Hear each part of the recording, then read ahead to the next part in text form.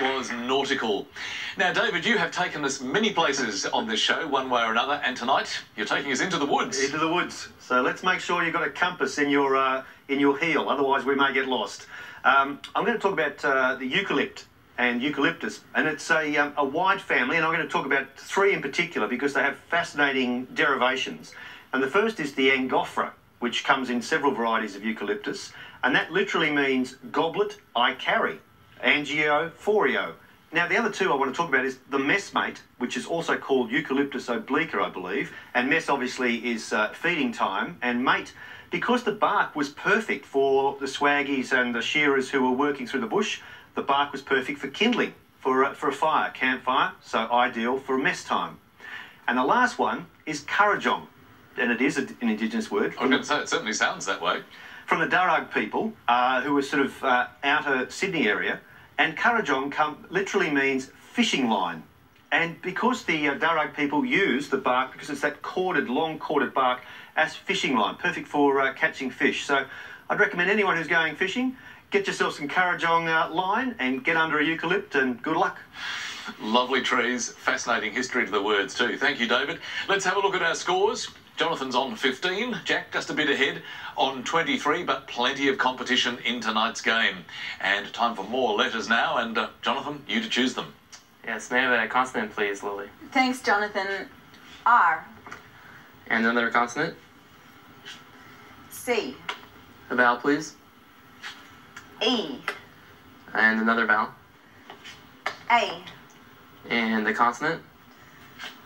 R. And another consonant? B. And a vowel, please? Another E.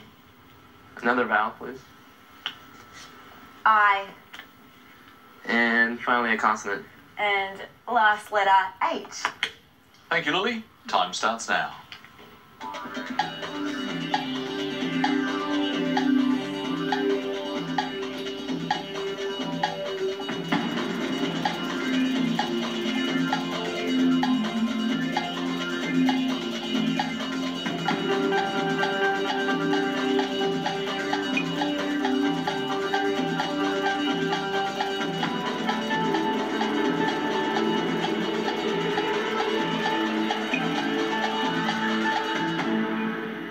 Jonathan, how many for you that time?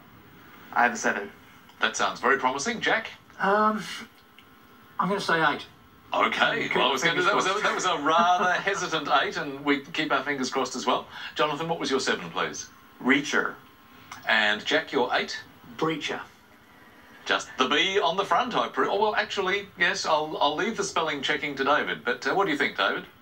Breach, to break or to rupture a gap.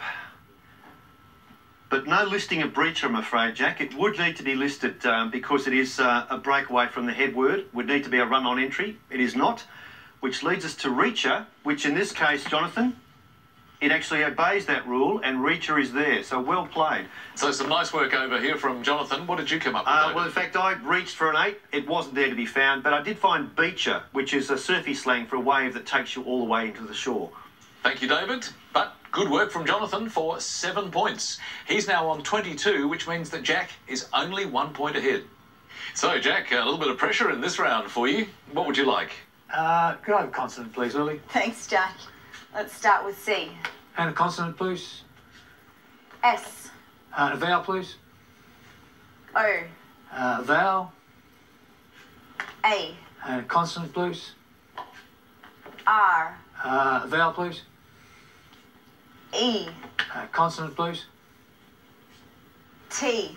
Another consonant, please. N. And finish with a vowel, please. And last letter U. And 30 seconds on the clock.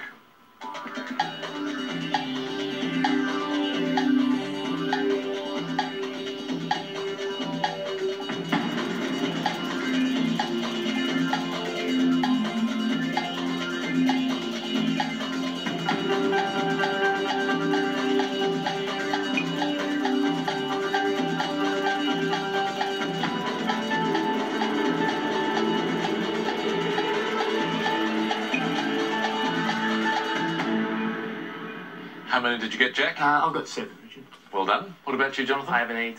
An 8, okay. Hold that thought for a moment, Jack. Courson. Thank you. And your 8, Jonathan? Counters. Well, that sounds very promising, David. We'll have a guess which one counts. Well done, Jonathan. A great 8. Counters is there. And in fact, this was one of those mixes I thought, please give me a U to finish with. And bingo, it came. A court mistress is called a courtesan. There's a 9 there. Excellent work, David. Well done. Well, that was a really high-scoring round. An excellent 8 for Jonathan and a great 9 for David. So, Jonathan leads by 7 points as we head into our next numbers game for tonight. And, Jonathan, it is your turn to choose the next numbers. May I have 2 large and 4 small, please? Thanks, Jonathan. That's 2 large and 4 small.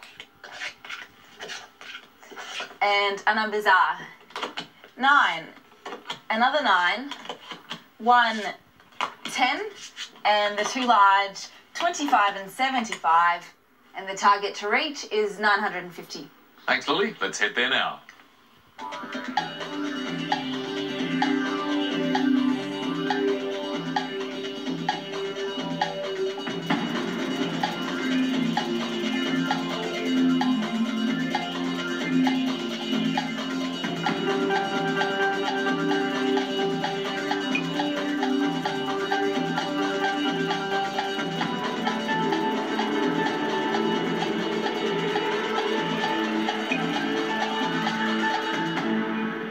Well, Jonathan, what did you make of that one?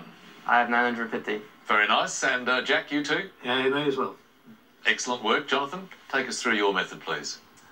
9 plus 1 is 10. 9 plus 1 is 10. 10 times 10 is 1,000. That's 100. So, Jonathan, have you made a mistake here?